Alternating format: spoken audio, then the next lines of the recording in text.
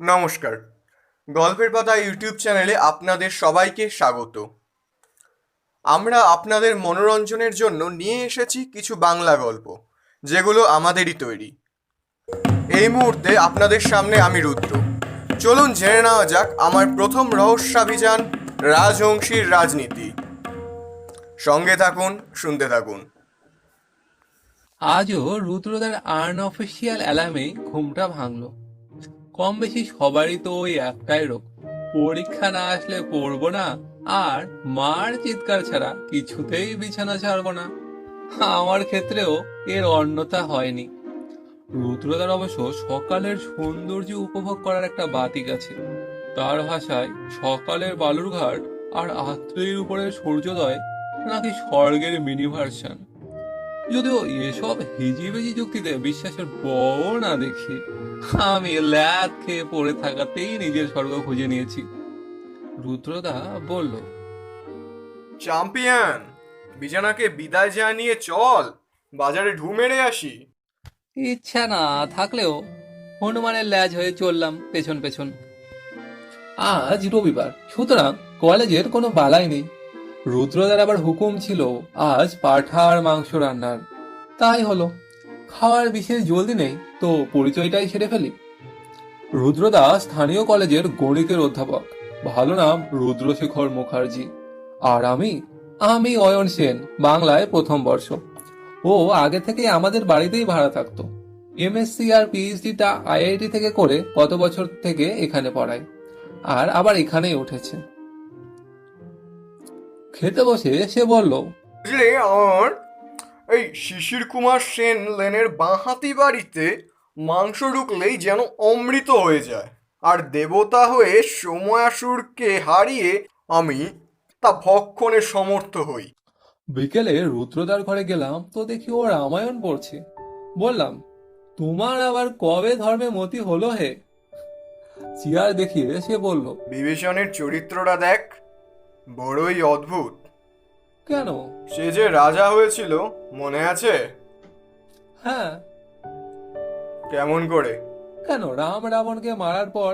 ও আচ্ছা আচ্ছা, তুমি বলতে চাইছো সিংহাসনের জন্য সে? বলতে চাচ্ছি নয়, বলছি। সে এমনিতে রাজা হতে পারতো না, কিন্তু সে ছিল অতিশয় ধূর্ত। আবার চিরঞ্জীবীও ছিল। এমন একটা কাজ করলো যাতে তার স্বার্থও চরিতার্থ হলো, আবার তার রাজ্যে কোনোরূপ অশান্তিও হলো না। কিন্তু ছাড়, বাল্মীকির রামায়ণ অন্তত এসব বলে না।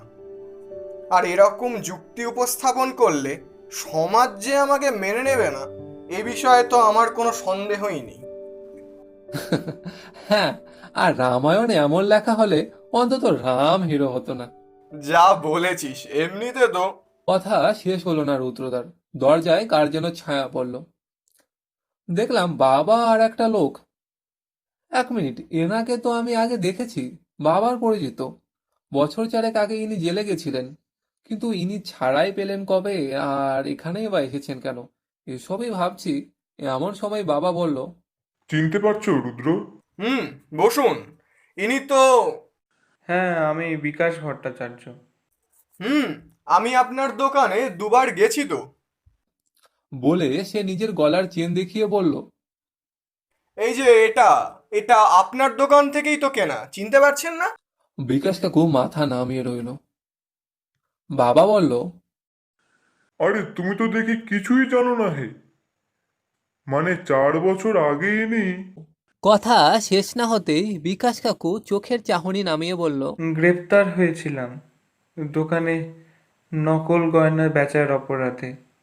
বেশ কিছু টাকা জরিমানাও হয়। রুদ্রদা বিস্ময়, চমক আর অবিশ্বাসের সাথে বলে উঠল। আপনি? তাকে থামিয়ে বিকাশ কাকু ভাঙা গলায় বলল, না ভাই, মানে আমি কিছু জানি না। কি থেকে যে কি হয়ে গেল।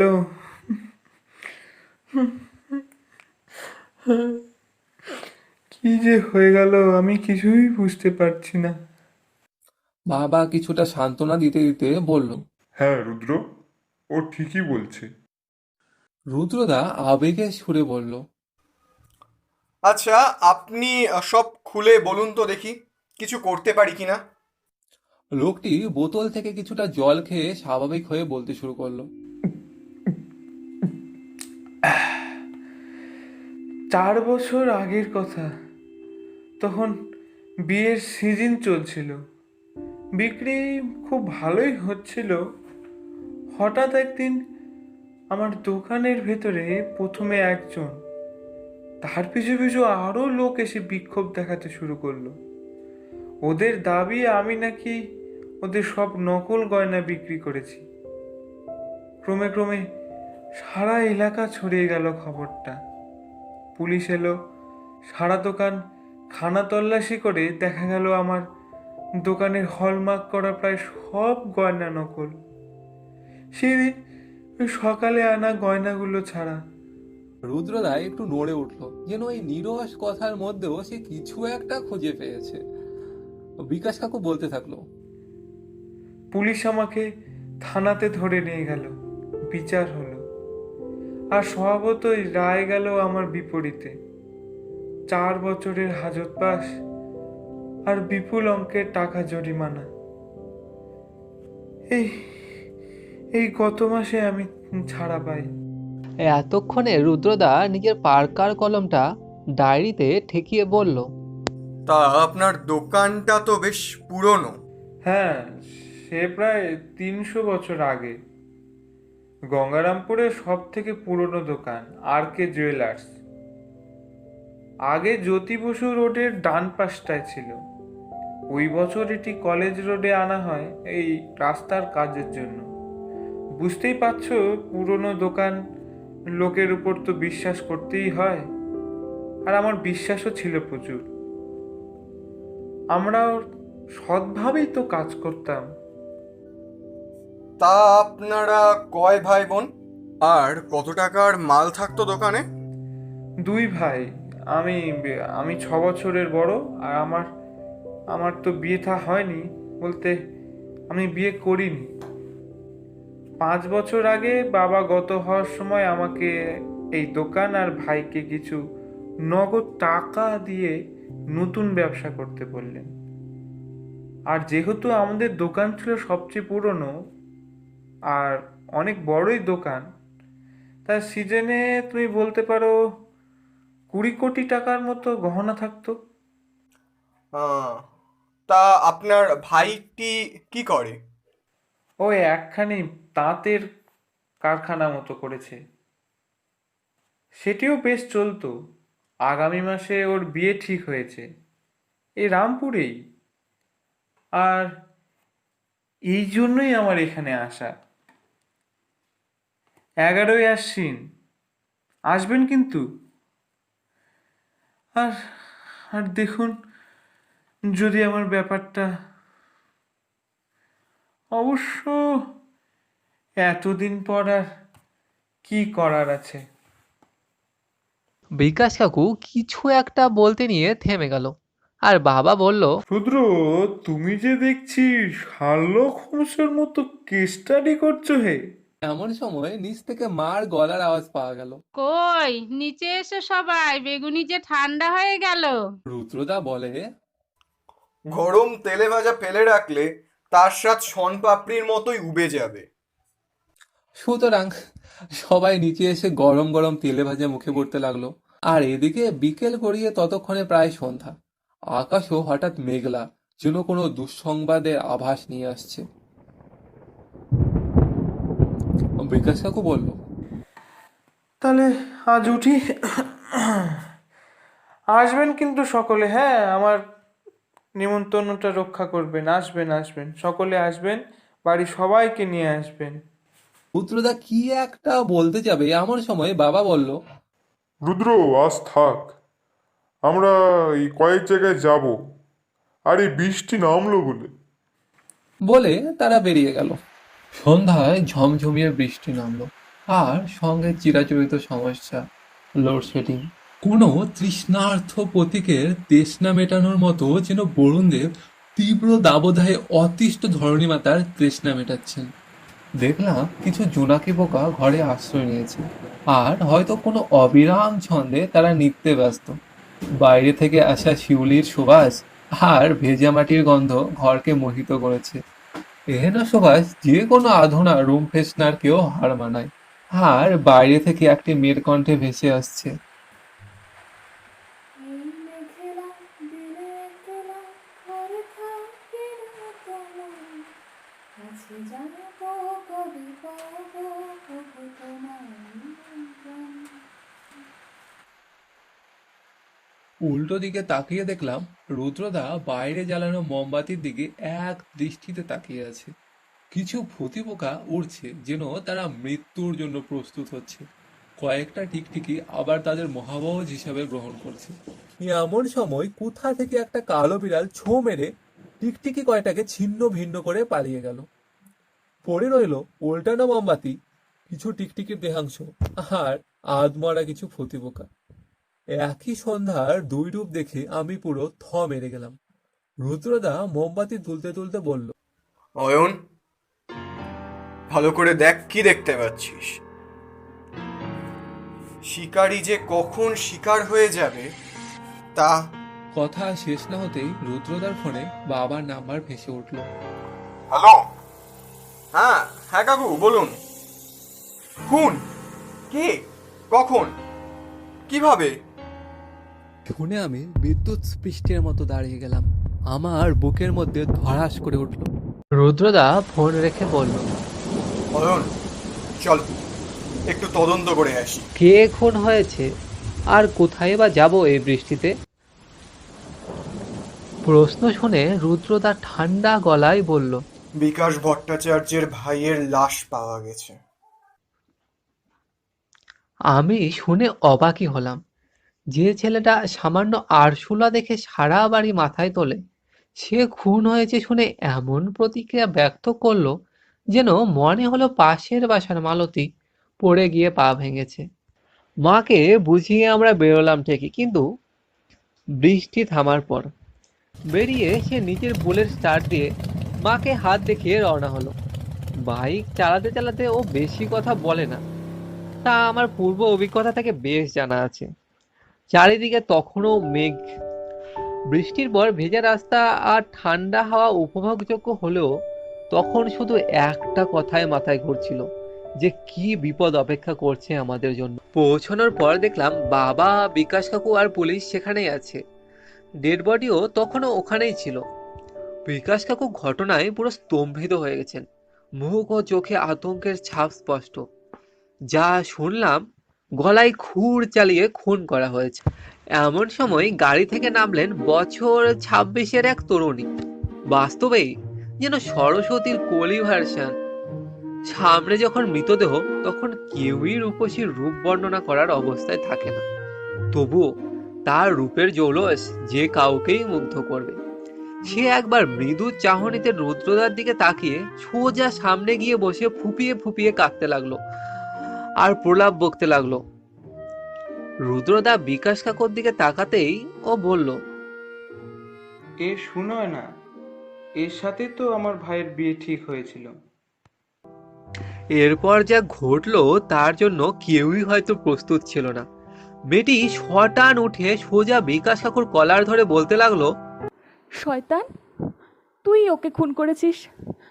আমার আমার সব শেষ করে দিলি তুই। তোকে আমি ছাড়বো না, শয়তান, খুনি। চোখ তখন তার রক্ত জবার মতো লাল, যেন দুর্বাসা ঋষির মতো সব ভস্ম করে দেবে। পুলিশ কোনো মতে তাকে ছাড়ালে সে আবার ফুপিয়ে কাঁদতে লাগলো। ঘটনার আকস্মিকতায় তিনি এতটাই হতভম্ব হয়ে পড়েছিলেন যে আবার থ মেরে গেলেন। এতক্ষণে লক্ষ্যই করেনি পুলিশের বড় অফিসারটি হলেন নীলকণ্ঠদা, রুদ্রদার ক্লাসমেট। আগে এসেছে আমাদের বাড়িতে অনেকবার, কি যেন গল্প করছে। খানিক পরে সে আমাকে বলল, দাদা তো মাস্টারি ছেড়ে গোয়েন্দাগিরি করছে, তো তুমি কি অজিত, তোপসে, না ডাক্তার হবে ভাবছো? বলেই মুচকি এসে সরে গেল। মেয়েটিকে আর বিকাশ কাকুকে তারা পুলিশ স্টেশন নিয়ে গেল জিজ্ঞাসাবাদের জন্য। আর রুদ্রদাকে বলল, আজ বরং তোরা বাড়ি যা, কাল একবার আসিস। পরদিন সকালে আমিও যাবার জন্য জেদ ধরলাম। অগত্যা আজ ও না চাইলেও আমি তার ঘাড়ে চেপে বসলাম। কালকের ক্লান্তির যেন আজ একটুও নেই, বরং এক অজানা অ্যাডভেঞ্চারে যাবার মতো আনন্দে আছি। রাস্তাতে যা দেখছি তাই মনে ধরছে। প্রকৃতির রূপও যেন জীবনানন্দ দাশের মতো দেখছি। তবে খারাপ লাগছিল বিকাশ কাকুর জন্য। সবে জেল থেকে ছাড়া পেল, তারপরই আবার এখনই। কিন্তু ওই মেয়েটি কি বলছিল ওসব? ভাবতে ভাবতেই আমরা পৌঁছালাম গঙ্গারামপুর পুলিশ স্টেশনে। গিয়ে দেখলাম নীলকণ্ঠদা ফাইল ঘাঁটছে। আমাদের দেখে ও বলল, আরে বসো। কি, ভাইকে ডাক্তার বানিয়েই ছাড়বি নাকি হে? রুদ্রদা হেসে বলল, ওই আর কি। আর কি খবর রে? নীলকণ্ঠদা চোখ নিচে রেখেই বলল, খুনটা আগেই করা হয়েছে বুঝলি, তারপর রাস্তায় ফেলা হয়েছে। বৃষ্টি খুব জোরে হওয়ার জন্য কোনো ফিঙ্গারপ্রিন্টও পাওয়া যায়নি, আর রক্তে অ্যালকোহল পাওয়া গেছে। আর একটা ফ্যাক্ট, যেটা প্রকাশবাবু অর্থাৎ বিকাশবাবুর ভাইয়ের সম্পত্তির নমিনি কিন্তু সুনয়না দেবী। সাসপেক্ট লিস্টে কে কে আছে বলতে পারিস? অনেককেই সন্দেহ করা হচ্ছে, তবে এই সুনয়না এর বাইরে নয়। আর ভালো কথা, এই সুনয়না তো তোর সাথে। কথা শেষ না হতেই স্বয়ং সুনয়না দেবী হাজির। সোজা এসে বলল, আমার কিছু বলার আছে, বুঝতে পারি? আপনাকে নিয়েই কথা হচ্ছিল। আসুন আসুন, বসুন, বলুন কি বলতে চান। আপনারা বিশ্বাস করবেন কিনা জানি না, তবে ও বেশ কিছুদিন ধরেই ভয় পাচ্ছিল কোনো একটা বিষয় নিয়ে। মাঝে মধ্যেই বলতো, আমি ভুল করেছি, দাদা জানতে পারলে আমাকে ছাড়বে না, মেরে ফেলবে আমাকে। আচ্ছা, কি বিষয়ে ভয় পাচ্ছিল জানেন কিছু? না মশাই, জানলে আর ওকে এভাবে মরতে দিতাম? আরে শান্ত হন মিস। আমরা আপনার কথায় কেন বিশ্বাস করব বলুন তো? এটাও তো হতে পারে যে আপনি সম্পত্তির জন্য ওকে খুন করেছেন, দেন আপনি দোষ চাপাচ্ছেন অন্যের ঘাড়ে। হতেও তো পারে। হুট করেই রুদ্রদা বলে উঠল, দেখুন, সম্পত্তির জন্য খুন করবে ওরকম মেয়ে সুনয়না নয়। আর বিশ্বাস করবেন না করবেন না তা আপনাদের ব্যাপার। আমি যেটুকু জানি বললাম। আর হ্যাঁ, ওর থেকে পাওয়া সব সম্পত্তি আমি একটি চ্যারিটিতে দান করতে চলেছি আজই, যখন ওই রইল না আর ওর সম্পত্তি। আর কেসের অসুবিধা হলে আমাকে অবশ্যই মনে করবেন। নমস্কার।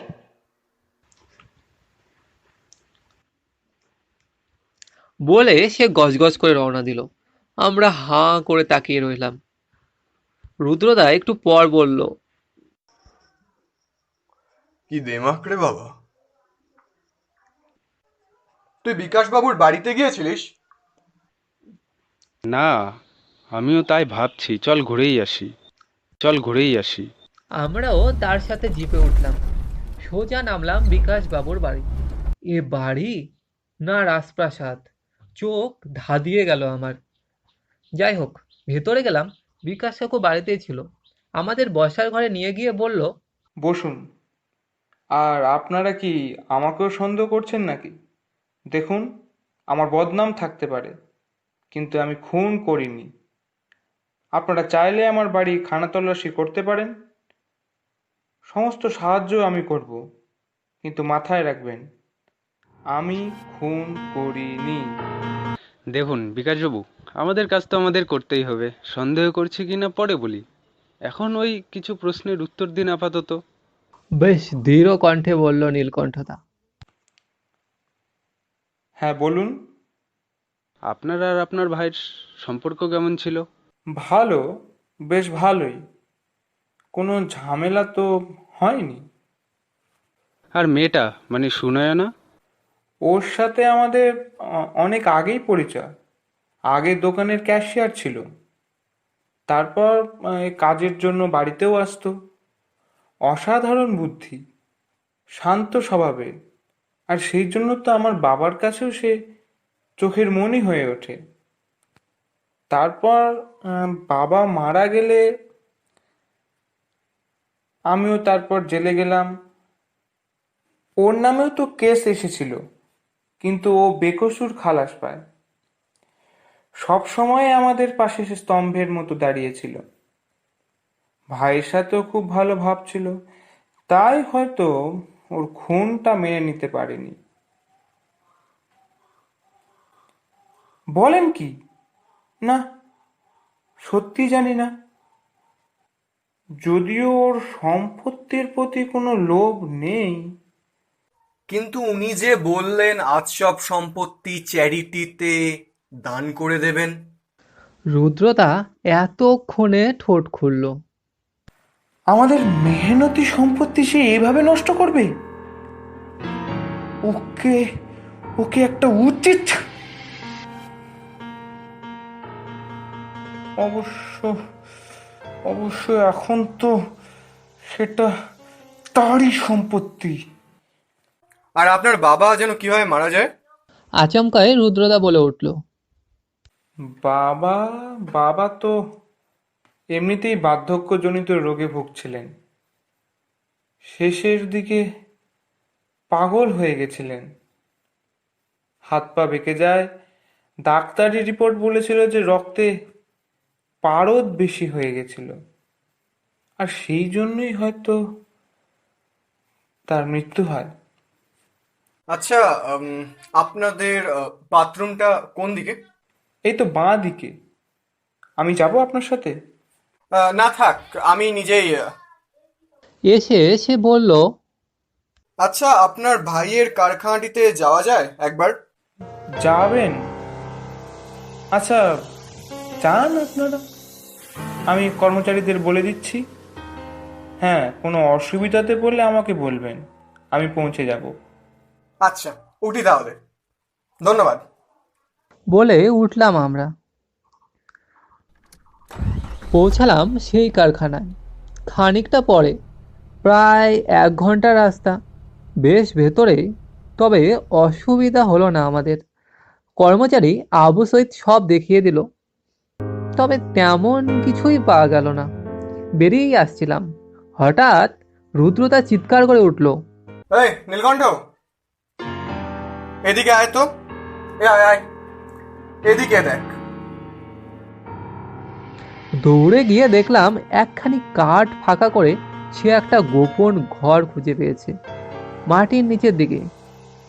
গিয়ে দেখলাম তরে তরে সাজানো সোনার গহনা। কারোরই আর বুঝতে বাকি রইল না যে এগুলো সেই দোকানেরই সোনা। রুদ্রদা উচ্ছ্বসিত হয়ে বলল, আর আমরা এটাই মিস করে যাচ্ছিলাম। হয়তো দাদার সাথে বিশ্বাসঘাতকতা করে সব সোনা সরিয়ে ফেলে, আর তারপর ধীরে ধীরে পাচার করতে থাকে। কিন্তু দাদা জেল থেকে বেরোতেই সে ভয় পেয়ে যায়, আর এজন্যই সে সুনয়নাকে বলেছিল সেসব কথা। কিন্তু শেষ রক্ষা হয়নি। বিকাশবাবু সব জানতে পারেন, আর লোক লাগিয়ে সেদিনই তাকে খুন করেন। আর ভেবেছিল সব ঠিক হলে সে মাল লোপাট করবে, কিন্তু আমাদের আকস্মিক হানাতে তাও করতে পারেননি। রুদ্রদাকে থামায় নীলকণ্ঠদা সহমত প্রকাশ করে বলল, সবই হয়তোতেই আটকে আছে, খুনেরও উপযুক্ত প্রমাণ নেই, আর সব উত্তর দিতে পারেন বিকাশবাবু। সুতরাং দুজন কনস্টেবলকে সেখানে রেখে আমরা রওনা দিলাম তার বাড়ি। কিন্তু পথে ঘটল বিপত্তি। জন পাঁচেকের একটি দল আমাদের ফাঁকা রাস্তায় আক্রমণ করে বসলো। প্রায় সবার হাতে আগ্নেয়াস্ত্র। রুদ্রদা আর নীলকণ্ঠদার সামনে খানিকক্ষণ মারপিট করে তারা প্রায় বশ্যতা স্বীকার করেই পালিয়ে গেল। অন্য সময় হলে হয়তো তাদের পিছনে যাওয়া যেত, কিন্তু এখন আমাদের গন্তব্য বিকাশবাবুর বাড়ি। কারোরই বুঝতে বাকি রইল না যে এটা কার কাজ। বিকাশবাবুর বাড়ি গিয়ে আমরা স্তম্ভিত হয়ে গেলাম। কি দেখছি নিজের চোখকে যেন বিশ্বাস করতে পারছি না। এরকমও হতে পারে? রক্তে ভেসে যাচ্ছে সুনয়নার দেহ, আর পাশে বিকৃত মুখ নিয়ে নেতিয়ে পড়ে আছে বিকাশ কাকু। সুনয়না আমাদের দিকে হাত বাড়িয়ে দিচ্ছে, যেন তাকে বাঁচানোর করুণ আরতি জানাচ্ছে সে। তাদের তৎক্ষণাৎ স্থানীয় হাসপাতালে ভর্তি করা হলো, কিছুক্ষণ পর ডাক্তারবাবু জানালেন যে বিকাশবাবু মারা গেছেন, সম্ভবত হার্ট অ্যাটাক। তবে পোস্টমর্টম রিপোর্টের পরই সম্পূর্ণটা জানা যাবে। এও বললেন যে খুব জোর বেঁচে গিয়েছে সুনয়না, ছুরি এফোড় ওফোড় করে গেছে কিন্তু সেফ প্যাসেজ দিয়ে, ফলে রক্তক্ষরণ বেশি হলেও প্রাণে বেঁচে যায় সে। আর এখন সে পুরোপুরি বিপদের বাইরে। দেখা তো করা যেতেই পারে তার সাথে, কিন্তু বেশি কথা বলা যাবে না। গিয়ে দেখি উঠে বসেছেন তিনি। বিধাতার কি করুণ নীতি! কালকে থেকে কয়েক ঘন্টা আগে অবধি যা রণচণ্ডী রূপ দেখে অভ্যস্ত ছিলাম, চোখ যেন সর্বদাই জ্বলত, তার মুখভঙ্গিও যেন ছিল ক্ষিপ্ত সিংহীর মতো। আজ তাকে পরাজিত সৈনিকের মতো দেখাচ্ছে, বিধ্বস্ত, মুখও চুপসে গেছে তার, দৃষ্টিতেও যেন সেই প্রখরতা আর নেই। আমাদের দেখে একটু হাসলেন আর বললেন, বসুন। এখন সুস্থ বোধ করছেন তো? হ্যাঁ, এই আর কি, একটু ব্যথা করছে, এই যা। কি করে হলো এসব? সুস্থ বোধ করলে একটু বলুন না আমাদের। হ্যাঁ, বলছি। তখন প্রায় 11টা বাজে উনি ফোন করে আসতে বললেন। আর আমি কালকে ওর সাথে একটু বেশি অভদ্রতা করেছিলাম, তাই চলেও আসলাম ওনার বাড়ি। আসতেই উনি আমাকে ধমকাতে থাকেন, বলতে থাকেন সম্পত্তি যেন আমি দান না করি, সব যেন আমি ওনাকে ফিরিয়ে দেই।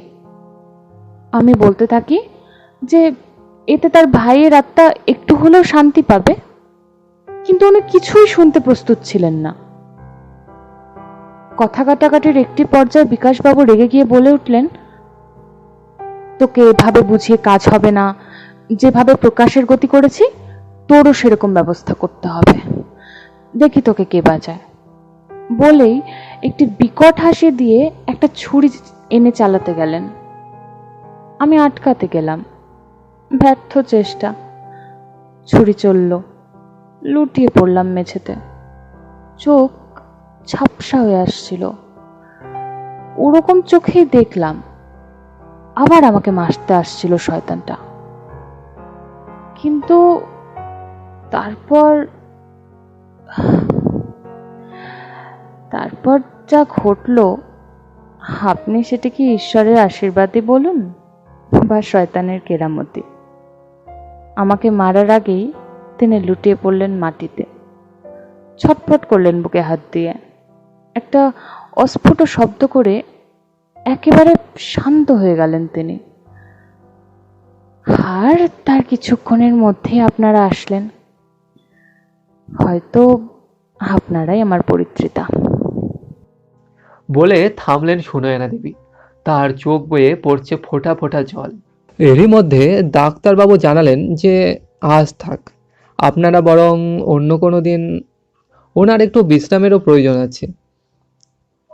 আমরাও নমস্কার করে পেরিয়ে এলাম। সত্যি কি অদ্ভুতই ছিল না আজকের দিনটা, কি থেকে কি ঘটছিল আর সব বোঝার আগেই আবার গুলিয়ে যাচ্ছিল। এত তাড়াতাড়ি যে এত ঘটনা ঘটতে পারে, আজ না থাকলে হয়তো বিশ্বাসও করতাম না। যে লোকটাকে এত ভালো ভাবতাম সেই খুন করেছে, আবার নিয়তির নির্মম পরিহাসে স্বীকার করার সময় নিজেই শিকার হয়ে যায়। আর মেয়েটি কতই না ধকল সামলাতে হচ্ছে তাকে, বাঘিনী থেকে কেমন আশ্রিত কুকুর ছানার মতো হয়ে পড়েছে। সত্যি ভগবান, তোমার নীতি তুমিই জানো। বাড়ি পৌঁছে দেখি পরিস্থিতি পুরো অন্যরকম। যতই ঝড়ঝঞ্ঝা হোক না কেন, মা হয়তো একরকমই থাকে, মারা বোধহয় এরকমই হয়, সাক্ষাৎ অন্নপূর্ণার বাস্তব রূপ। বাড়ি ঢুকতেই সেই চেনা ভঙ্গিতে বলল, কি হনুমান আর হনুমানের লেজ, পেটে কিছু দানা পানি পড়েছে? মাথা নাড়লাম আমরা একসাথে। যাও ফ্রেশ হয়ে এসো, আমি খাবার বাড়ছি, খেতে খেতে বাকি কথা হবে। আমরাও মন্ত্রে বশীভূত হওয়ার মতোই তাই করলাম। আপনি হলেও এর অন্যথা করতেন না। খেতে বসে সব কথা শুনে বাবা মা হতবাক হয়ে গেল। তারাও হয়তো ভাবতে পারেনি যে এরকমটাও সম্ভব। আমরাও আর বেশি কথা না বাড়িয়ে বিকেলেই নিজের নিজের ঘরে ঢুকে পড়লাম। তারপর আবার সেই স্বাভাবিক জীবনেই ফিরলাম। কলেজ, বাড়ি, টিউটোরিয়াল বেশ চলছিল। আমরাও মেতে গিয়েছিলাম সেই পুরনো খুনসুটিতে। এও শুনলাম যে সুনয়না পুরোপুরি সুস্থ হয়ে উঠেছে আর কেস থেকে ক্লিন চিটও পেয়ে গেছে। আর কেসটাতেও তেমন নতুন কোনো তথ্য আসেনি। পোস্টমর্টম রিপোর্টেও সেই হার্ট অ্যাটাকের কথাই উল্লেখ আছে। আর এজন্যই কেসটাও ক্লোজড হয়ে গেছে। সুনয়না দেবীও সব সম্পত্তি নাকি চ্যারিটিতেই দান করেছেন। শুনে ওনার প্রতি শ্রদ্ধা বেশ বাড়ল। আজও বিছানায় ল্যাদ খাচ্ছিলাম অন্য দিনের মতোই, আর জানলা দিয়ে দুটো বসন্ত বড়ি দেখছিলাম নারকেল গাছের ডালে। হঠাৎ একটা সাদা ট্যাক্সি দাঁড়ালো আমার জানলার সামনে। দেখি এক তরুণী নামলো। আরে, এ তো সুনয়না দেবী, সোজা আমাদের বাড়িতেই ঢুকছেন। কি সুনয়না দেবী, এই অধমের বাসায় আপনি? তুমি জানলে কি করে? হিলের ঠক ঠক আওয়াজ, নুপুরের রিং রিং শব্দ, মেলি সুগন্ধি, চুলের গন্ধ। ক্ষমা করবেন, চুলের তো গন্ধ হয় না। হয়তো আপনি যে শ্যাম্পু ব্যবহার করেছেন এটা বোধ করি তারই গন্ধ। এসব থেকে অনুমান করাই যায় কোনো যুবতী আমার দ্বারে উপস্থিত। আর এই অধম কীটের ঘরে কোনো মেয়ের আনাগোনা যে একেবারেই নেই, তাই বুঝতে অসুবিধা হয়নি। ভাই অয়ন, আর তো পিছনে লুকিয়ে লাভ নেই, দুজনেই ভেতরে এসো, বসো। আমি খুব একটা অবাক হলাম না, কারণ আমার কাছে রুদ্রদার এই সঠিক অনুমানই স্বাভাবিক। কিন্তু সুনয়না দেবীও দেখলাম খুব একটা চমকালেন না, শুধু হেসে এটুকুই বললেন, চমৎকার। মা বাবা বাড়িতে নেই, কিছু খাবার নিয়ে আসি? না, লাগবে না, এখন এখানে বস, একটা ভালো গল্প আছে। রুদ্রদা বেশ উত্তেজনার সাথেই বলল, কি গল্প রুদ্রদা? রাজবংশীর রাজনীতি। এখন রাজহাঁসের গল্প, আবার রাজনীতি? কি যাতা! নিশ্চয়ই কোনো নতুন গল্পের বইয়ে মজেছে সে। আমি কিছু ভাবার আগেই রুদ্রদা বলে উঠল, রাজার সম্বন্ধে কিছু জানিস? আর রাজনীতি, সে সম্বন্ধে কিছু অভিজ্ঞতা আছে? শোনা যায় রাজহাঁস জল আর দুধের মিশ্রণ থেকে দুধ আলাদা করে খেতে পারে। আর রাজনীতি, যখন রাজার বিরুদ্ধে কোনো ষড়যন্ত্র হয় তখন তা হলো কূটনীতি। কিন্তু যদি রাজা সেই কূটনীতি করে সেটা হয়ে দাঁড়ায় রাজনীতি। না চাঁদু, তুমি যে শুধু হিমশৈলের ওপরটাই দেখেছো, এখানে বাকিটা দেখো। বলে নিজের ফ্লাক্স থেকে 3 কাপ চা ঢেলে নিজেরটাতে চুমুক দিয়ে বলতে লাগলো, তাহলে শুরু থেকেই শুরু করা যাক, কি বলেন মিস সুনয়না দেবী? আপনি কেমিস্ট্রিতে স্নাতক করে চাকরির খোঁজে যান বিকাশবাবুর বাড়ি, পেয়েও গেলেন। ক্যাশিয়ার হিসেবে যোগ দেন তাদের দোকানে। অসাধারণ বুদ্ধি, শান্ত স্বভাব আর কথার মায়াজালে সবাইকে বশ করলেন সময়ের সাথে। ব্যাস, এভাবে আপনি তাদের সাম্রাজ্যে নিজের জায়গা মজবুত করে নিলেন। ধীরে ধীরে বিকাশবাবুর বাবার মনও জয় করেন। আনাগোনা বাড়তে থাকে আপনার তাদের বাড়িতে। বিকাশবাবুর বাবা কি কি ওষুধ খান তার খোঁজ ঠিকঠাক নিলেন। আর এরপর সুযোগ বুঝে আপনি খুব সাবধানে তার প্রতিটা ক্যাপসুলে পারদ পুড়ে দেন। পারদ খুব ধীরে ধীরে কিন্তু নিখুঁতভাবে মানুষকে যমের দুয়ারে পৌঁছে দেয়। পারদ সাধারণত কেন্দ্রীয় স্নায়ুতন্ত্র বিকল করে দেয়, হাত পা অবশ করে, আর তারপর মৃত্যু। যেহেতু পুরো ঘটনাটা ঘটতে এই প্রায় 3 থেকে 4 মাস সময় লাগে, তাই আপনি সেই সুযোগে ওষুধের শিশিও সরিয়ে ফেলেন, আর কোনো প্রমাণ ছাড়াই করে ফেলেন আপনার প্রথম শিকার। এর প্রমাণ যদিও আমার কাছে বিশেষ নেই, এটা আমার একটা অনুমান মাত্র। যদিও আমি জানি আমি যা বলছি তা ঠিক। কি তাই তো মিস সুনয়না দেবী? হ্যাঁ, তবে প্রমাণ ছাড়া খানিকটা অর্থহীন। বিকাশবাবুর বাবাকে সহজে মারলেও এদের দুজনকে এত সহজে মারা সম্ভব ছিল না। তাই আপনি চাললেন এক অভিনব চাল। বিশ্বাসের সুযোগ নিয়ে আপনি দোকানের সব চাবির নকল বের করেন সবার অজান্তে, আর এক রাতে নিজেই চুরি করে বসলেন বিকাশবাবুর বাড়িতে। সিসিটিভিতেও করলেন কারসাজি, আর সেই আসল সোনার জায়গায় রাখলেন নকল সোনা। চুরির কিছু অংশ ফেললেন বিকাশবাবুর পুরনো দোকানের লকারে। পরের দিন আপনি নিজেই লোক পাঠালেন বিক্ষোভ করার জন্য। ব্যাস, আর কি, আপনার জালে পুরো জড়িয়ে গেলেন বিকাশবাবু। থানায় তখন নতুন পুলিশ অফিসার মা নীলকণ্ঠ যোগ দেয়। ও সৎ পুলিশ, ফলে খুব কড়া শাস্তি পেল বিকাশবাবু। এবার আপনি জয়েন করলেন প্রকাশবাবুর কারখানায় ম্যানেজার হিসেবে। ধীরে ধীরে প্রকাশবাবুকেও আনলেন নিজের হাতের মুঠোয়, আর করতে থাকলেন নিজের দ্বিতীয় শিকারের অপেক্ষা। সময়ও আসলো, আর তার সঙ্গে নিয়ে আসলো প্রকাশবাবুর মর্মান্তিক নিয়তি। জেল থেকে ছাড়া পেলেন বিকাশবাবু। আপনি তখন প্রকাশবাবুকে বিয়ে করতে চাইলেন। প্রকাশবাবুও রাজিই ছিল। আর বিকাশবাবু যখন তার ভাইয়ের বিয়ে নিয়ে ব্যস্ত, আপনি প্রস্তুত ছিলেন আপনার পরের কাজের। এরপর আসলো সেই সন্ধ্যা। বাড়িতে কেউই ছিল না। সুযোগ বুঝে তাকে আকণ্ঠ মদ গিলিয়ে বাথরুমে নিয়ে গিয়ে তার গলা কেটে নেন, আর দেখতে থাকেন তার মর্মান্তিক মৃত্যু যন্ত্রণা। কিভাবে তরপাতে তরপাতে নিজের শেষ নিঃশ্বাস ত্যাগ করে সে। ব্যাস, এরপর আপনি অত্যন্ত দৃঢ়তার সাথে নিখুঁতভাবে সব প্রমাণ মিটিয়ে দেন। সেই রাতে প্রচণ্ড বৃষ্টি থাকায় প্রমাণ লোপাট করতে আপনাকে বিশেষ বেগও পেতে হয়নি। সব রক্ত এমনিতেই ড্রেনে ভেসে যায়। আর তারপর প্রকাশবাবুর গলায় কাপড় জড়িয়ে তাকে গাড়িতে তুলে রাস্তায় ফেলে দেন। বৃষ্টির জন্য ফিঙ্গারপ্রিন্ট পাওয়া তো প্রায় অসম্ভবই ছিল। আর হ্যাঁ, কাপড় সহ সব আপনার ব্যবহৃত জিনিস ফেলে দেন সম্ভবত এই ইছামতিতে, বা উড়িয়ে দেন। নিজে পরিষ্কার হয়ে এবং গাড়িটিও পরিষ্কার করে আবার আসেন সেই স্পটে।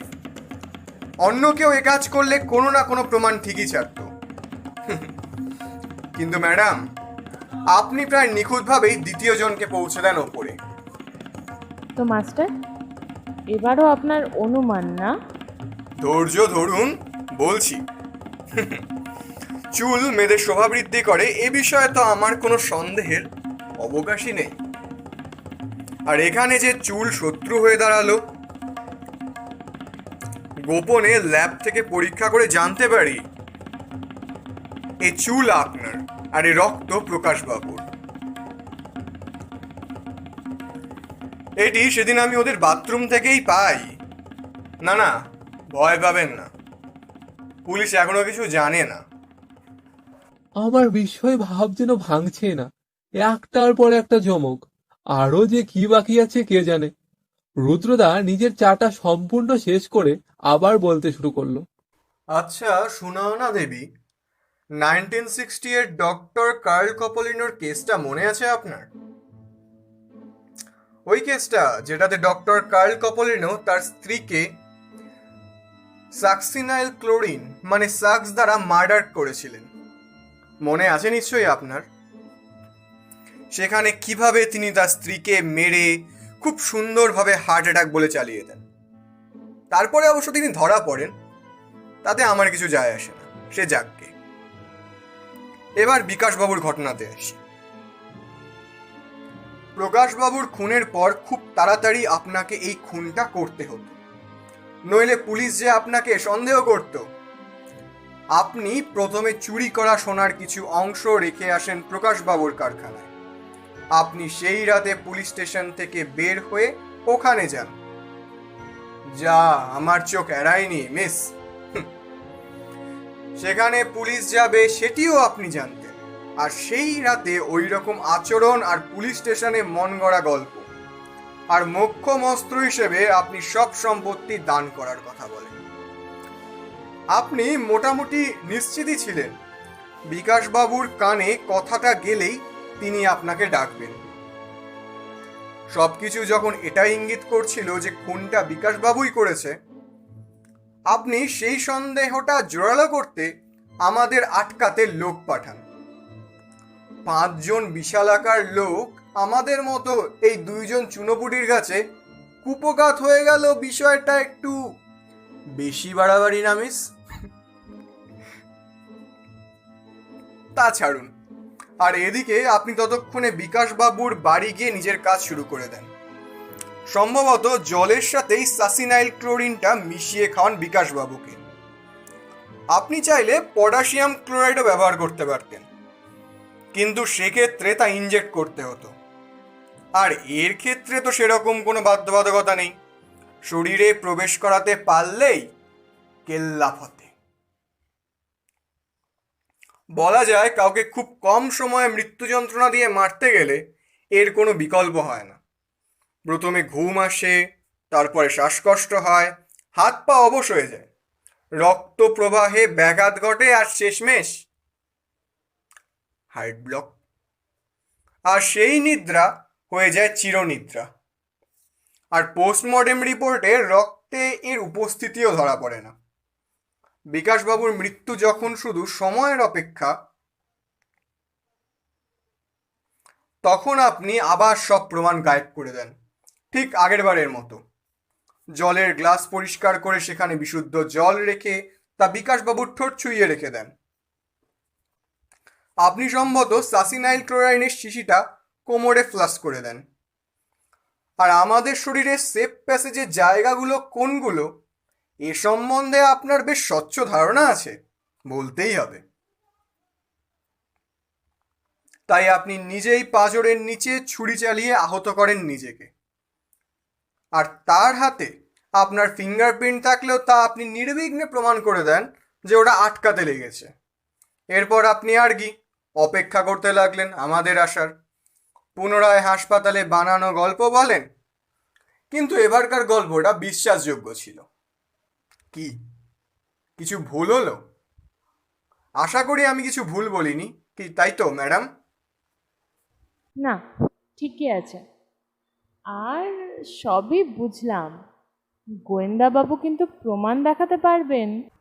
আরে নিশ্চয়ই। এতক্ষণে এই চিনলেন গোয়েন্দাকে? গৃহিণীদের একটা অভ্যেস ছিল, আছে, আর থাকবেও। বুঝলেন না তো? অল্প বাসন মাজার পর সেই ছিবড়ে কেউ পরিষ্কার করে না। বড্ড বুদ্ধিমতী আপনি, কিন্তু এক্ষেত্রে তো আপনিও সেই একই ভুল করে ফেললেন। আর এখানে আপনার তো ফিঙ্গারপ্রিন্টও আছে, আর সেই সাসিনো ক্লোরাইনও পাওয়া গেছে তো। আর কিছু বলার আছে ম্যাডাম? এরপর আমি কিছু বুঝে ওঠার আগে সুনয়না দেবী সোজা জাপটে ধরল রুদ্রদাকে। নিজের সব করা দোষ যেন নতজানু হয়ে সে মেনে নিল, আর সেই কঠোর স্বভাব ত্যাগ করে নিমিষের মধ্যে ভেঙে পড়ল। কাঁদতে কাঁদতে বলতে লাগলো, আমি আর পারছি না রুদ্র। কোনো অপরাধবোধ আমাকে সব সময় করে করে খাচ্ছে। বুকের ভেতর যেন অনুতাপের আগুন জ্বলছে। রক্তের রঙে রাঙা আমার এই হাত। আমি আমি তারপর যা ঘটলো তা আমার ধারণার কেন, কল্পনারও বাইরে। রুদ্রদা সেই রক্তমাখা চুল আর ছিবড়ে একটা পাত্রে রেখে দেশলাই ঠুকে দেয়। নিমিষের মধ্যে সব প্রমাণ ছাই হয়ে গেল। রুদ্রদা সেই ছাই দক্ষিণের জানালায় ধরে বলতে লাগলো, জঞ্জাল পরিষ্কার হেতু হাত নোংরা থাকাই বাঞ্ছনীয়, কিন্তু পাপ পুণ্য ভুলে যদি করো যা তোমার করণীয়, হবে তুমি অমর, থাকবে মানুষের মনে হয়ে চিরস্মরণীয়। এবার ধৈর্যের বাঁধ ভাঙলো আমার। সব কেমন অসহ্য হয়ে উঠছিল আমার কাছে। যাকে এত শ্রদ্ধা করতাম, যাকে নিজের আইকন অব্দি মনে করতাম, সেও খুনের সঙ্গে যুক্ত, সেও অপরাধী। মাথা ঝিমঝিম করতে লাগলো। ঘেন্না আর বিরক্তির সাথে মুখ দিয়ে বেরোলো, ছি রুদ্রদা, ছি, তুমিও খুনি, তুমিও অপরাধী। কেন করলে সব? সম্পত্তির জন্য নাকি?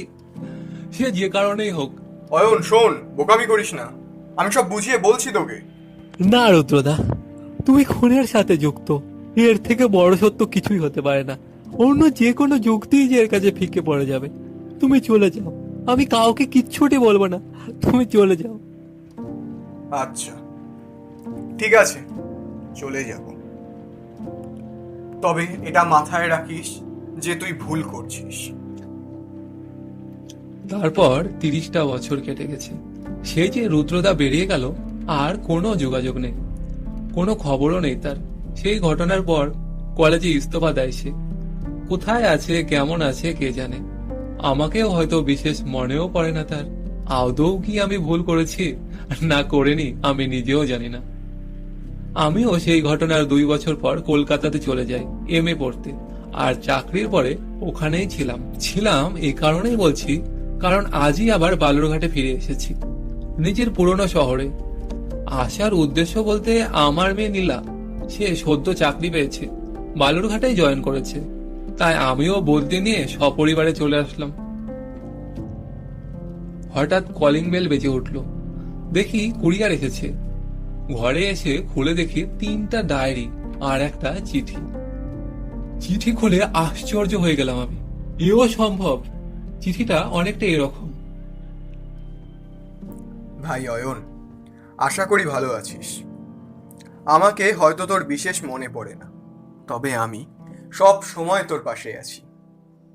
কিভাবে আছি তা না হয় ক্রমশ প্রকাশ্য।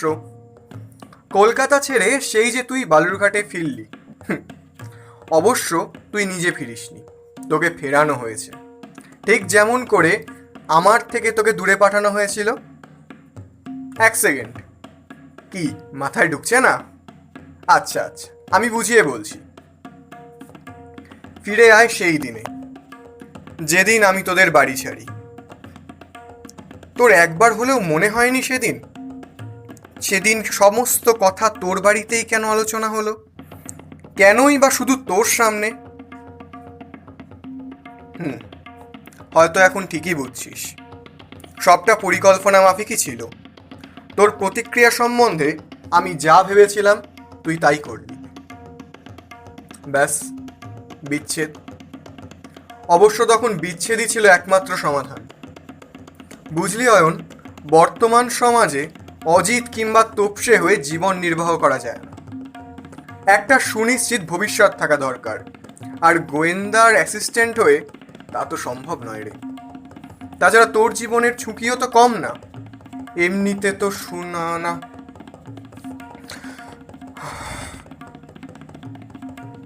এই কেসটা নিয়ে তোর এখনো ধোঁয়াশা আছে, তাই না? আচ্ছা, পরিষ্কার করে দিচ্ছি, সেই খুনগুলোর মোটিভ কি ছিল। শোন, বিকাশ কাকুর বাবা খুব বড় মাফিয়া ছিল। খুন, ডাকাতি, রাহাজানি, কিডন্যাপ, এই রকম অনেক কাজ তিনি করেছেন। বা বলা যায়, এমন খুব কম কাজ আছে যেগুলোকে তিনি করেননি। তার ছেলে দুটি সেই পথেই যায়, আর তখন পুলিশেও তাদের হাতের মুঠোয়। আমি এ বিষয়ে অবগত হতাম না যদি না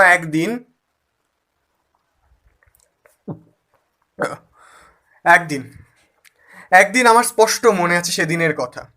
কতই বা বয়স তখন আমার, এই 12 থেকে 13 হবে। বাড়িতে বাবা কাজ করে আসলো, মিষ্টিও এনেছিল সেদিন আমি খুব খুশি ছিলাম। তারপর হঠাৎ একটা গাড়ি এসে থামলো আমাদের বাড়িতে। বাবা কেমন যেন ভয় সিটিয়ে গেছিল, আর বলছিল, ভুল হয়ে গেছে মালিক, আর হবে না। উত্তর আসলো, আমিও সেটাই বলতে এসেছি, যে ভুল আর হবে না। তুই গয়নাতে রক্ত দেখলি, খুব ভালো কথা, তাই বলে সেটা তুই গিয়ে পুলিশকে বলবি? হ্যাঁ। এরপর সোজা ও আমার বাবার বুকে ছুরি চালিয়ে দেয় আর বলে, যে আমার বিরুদ্ধে চায় সে সমাজের নোংরা মাত্র, আর আমি এ সমাজের অফিসিয়াল সাফাই কর্মী। তোর মতো কত মানুষকে সাফ করেছি, পুলিশে যাওয়া? হ্যাঁ, ওর আঙুলগুলো কেটে নে, হাত পা ভেঙে জ্যান্ত চালিয়ে দে। আর কথা শেষ না হতেই তার ছেলেরা ওই নৃশংস কাজ শুরু করে দেয়। মা আটকাতে গেলে তাকে ধাক্কা মারে, মা অজ্ঞান হয়ে পড়ে যায়। এরপর দুজন, হ্যাঁ হ্যাঁ রে ভাই, দুজনকেই আমার চোখের সামনে জ্যান্ত জ্বালিয়ে দেয়। বাবা মার ওই আর্তনাদ থেকে যায় তাদের পৈশাচিক উল্লাসে।